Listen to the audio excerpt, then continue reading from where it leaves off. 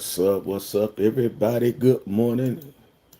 Good morning. Good morning. Good morning. Good morning. Good morning.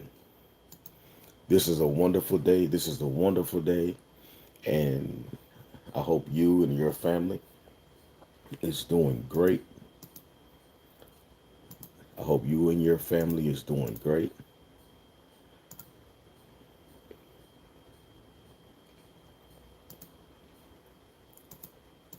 We're going to have a little conversation. That's the whole goal for today. We're going to have a little conversation, ladies and gentlemen. We're going to have a little conversation. There's some things going down in the field. There is definitely some things going down in the field. You wouldn't believe what is happening. Of course, don't forget to hit that like button. Go ahead and subscribe to the channel if y'all don't mind. Go ahead and subscribe to the channel. We're just going to be on here and we're just going to be talking and having a little conversation. Put a little time in on conversation. Some things that are going on right here under our nose. Right here under our nose.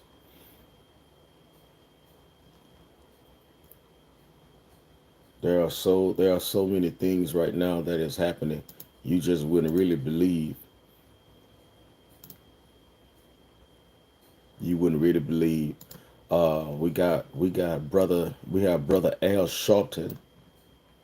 We got brother Al Sharpton right now. Of course, he has always been one that is vocal. Always been one that is vocal uh, when it comes to conversation and stuff like that. So Al Sharpton gonna always try to get his little 2 cents in everything, of course. But one thing we learned about Al Sharpton, he not gonna always just go ahead and tell the whole truth about the things that he's doing and have done and have going on. Of course, he's always been on the Democratic plantation for a very long time, and he's very well respected, of course, by many people. So we don't want to get into a whole large amount of disrespect, but we do want to say that we do have the godly right to defend. Well, we have the right to defend ourselves when it comes to Al Sharpton. Al Sharpton is we got word, of course, everybody. I'm sure you've seen it all over the internet. How Al Sharpton is currently, how he is currently in the situation and process of accepting. Well, he accepted, should I say, $500,000 from Kamala Harris. Of course, we already know how politicians work. We already know how politicians work. When it comes to politicians, they always be about the dollar. It's rare to find a politician who's going to literally fight for the people appropriately in the way they should. Most politicians, they are always bought out. It only takes a couple of dollars to buy them out. I remember a time when I had a friend of mine who was going through a situation in the city, and he just needed the words. He needed the words of people to help him have a conversation so that it can get around faster, because this certain politician in the city had a louder voice than him. So he needed that politician to help with his court situation, where he had found that the judge was mistreating him in the case, and the judge was being absolutely very biased with proof and evidence. So this friend of mine needed a politician to come in and raise their voice, and so that it could be heard and known that he was being scrutinized in the court system in the city. When he went to this politician, the politician told him that he would be honored to help him. He would be honored to help him, and told him that if you do what I tell you to do, the word is definitely, absolutely going to get out. So when he got into the situation, when he got into the situation, the politician ended up telling him that he would charge him $3,500 to speak on his behalf. That's what the politician in the city told him, that he would charge him $3,500 to speak. Most politicians are bought. Okay, that's just what it is. It's no way around it. That's just what they do. You know, this is what they do for a living. You know, you people would think that, hey, they doing this as a community service. No, they're not. They're not doing it as a community. This is a job for them, and they make a lot of money doing it. They make a lot of money lobbying. They make a lot of money accepting bribes, and money's under the table, and all that kind of stuff. Even to get certain bills passed, you know, they sow, they give to the jackpot, you know, for certain bills to be passed. You know, you'll have the biggest real estate company that want to come and do major development in your community. You know, they'll donate. They do it, or they do it under the skies of donations. They do it under the skies of donations. You know, they'll come and donate this amount of money, to this certain legislator, or politician, or whatever, or district judge, or whatever, and they'll just give all this money out. And so that money is a cue to, hey, look out for me. I'm trying to develop this property, on the southwest side of Houston, down there in Texas, and I got a little kickback. So, I'm gonna give you, $20,000, because we plan to make, 325 million off of this property. So I'm really give you 20,000 to go ahead and speak up and have our backs in this situation. That is the work of politicians, and that's just what they do. And that's why politicians they are not to be trusted.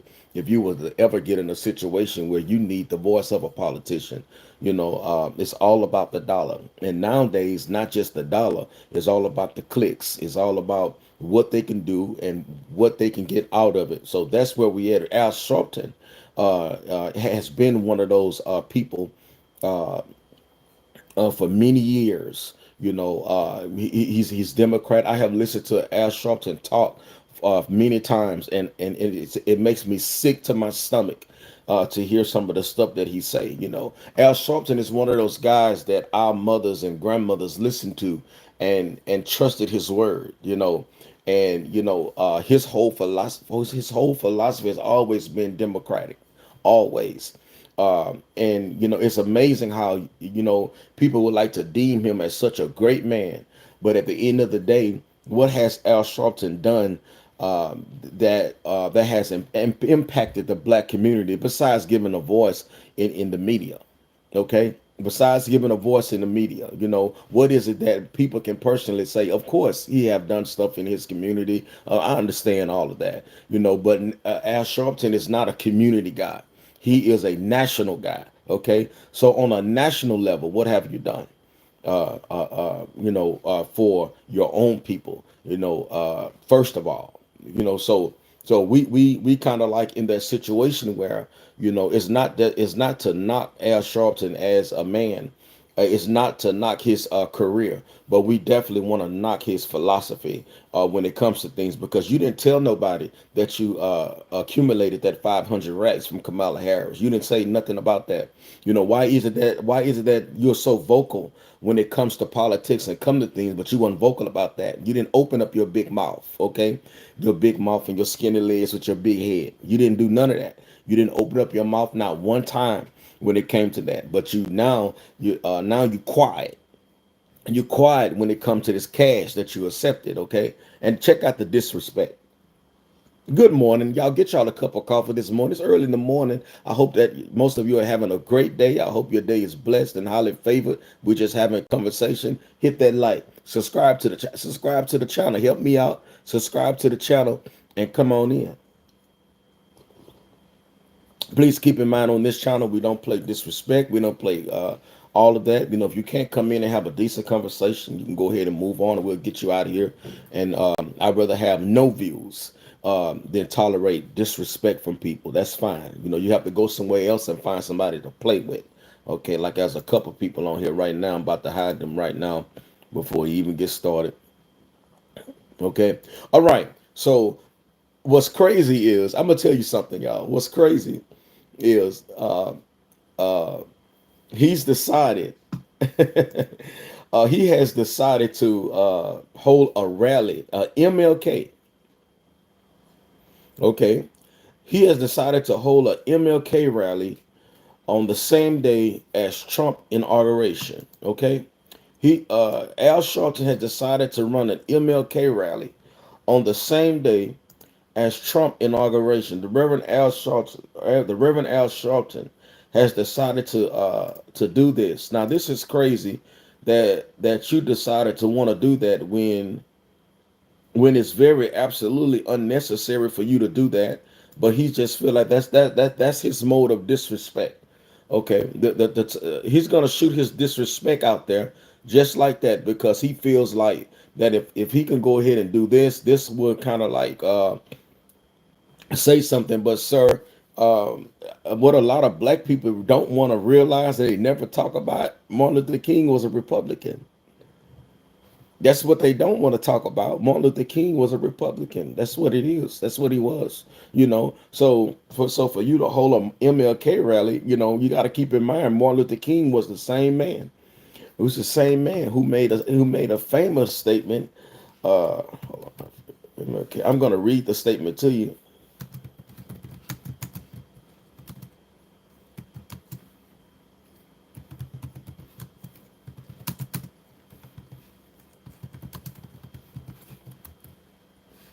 Okay, I will read the statement.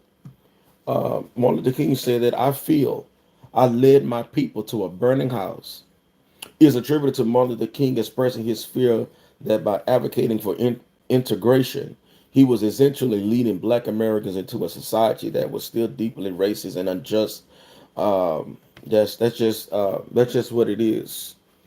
That's what Martin Luther King said. He made those statements that he felt that he made a bad decision because he noticed that even all of the dreams that he had and all of the holding little white girls' hands and black boys' hands, it didn't work. The dream didn't happen the way he expected to happen, and he found out that once he opened up the black community, once MLK, I'm gonna tell the truth. I don't care what people say. Once MLK opened up those doors of integration and allowed those Chinese to come into that's why you have Chinese stores and Pakistan stores in your neighborhoods and stuff like that. That's MLK. That's why when you go to a city and you see a street called MLK, it's long, ain't it? It's real long. And what's down that street? Businesses. But what's the most majority of businesses on that long street called MLK in most cities? In most cities, okay, especially Democrat cities. What's down that street? What is down that street is a bunch of businesses that are not owned by black folks. Okay, a bunch of businesses that's not owned by black folks or white folks, for that matter. Okay, by black folks or white folks.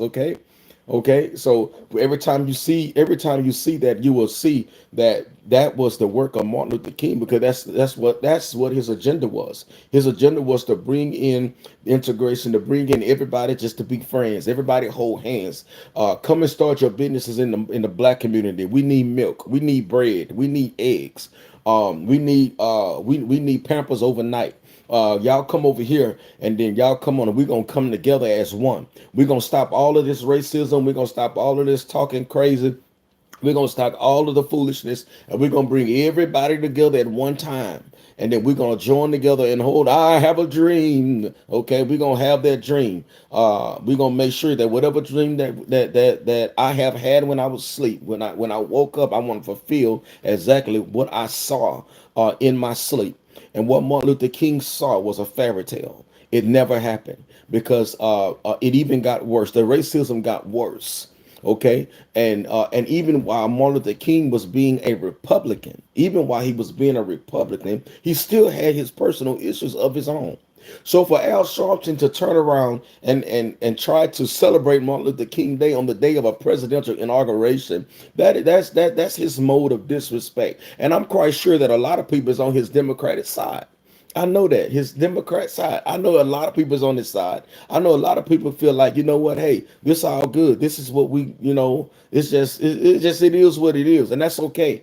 That's okay. But at the end of the day, You know, that's not going to stop what Trump is about to do. Pie y'all. That's not going to stop what Trump is about to do. That's not going to stop anything because no, you can't stop the inauguration. You can't stop the festivities. You can't do any of that. Okay, because you got 4 years to live with this, and you got to sit back and accept it. And I don't blame Trump. I won't accept nothing from Democrats, but I know how his heart is, and I know that he already made the statement that he will be working with some people.